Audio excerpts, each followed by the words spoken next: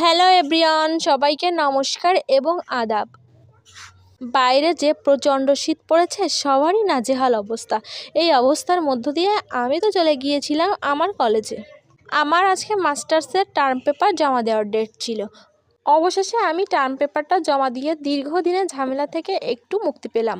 আজকে বাইরে তো প্রচণ্ড পরিমাণে শীত তো ছিলই, সেই সাথে ছিল প্রচুর কুয়াশা। একটু দূরের লোকজন, গাছপালাও যেন মনে হচ্ছিল ঠিক মতো দেখা যাচ্ছে না। আজকে আমাদের কলেজ ক্যাম্পাসটাও ছিল বেশ নিরিবিলি, শুনশান। এমনিতেই তো শীত প্রচণ্ড, তারপরেও ডিসেম্বর মাস এখনো শেষ হয়নি, তাই এই অবস্থা।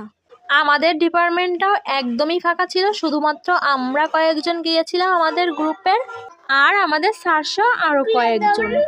তারপর টার্ম পেপারের সকল কাজ শেষ করে আসার পরে দুই ভাই বোনের একটু খুনসুটিও হচ্ছিল, আমি সেটা আবার ক্যামেরা বন্দি করলাম। তারপর আবার বাবার বাড়ির উদ্দেশ্যে চলে আসলাম। Thank you.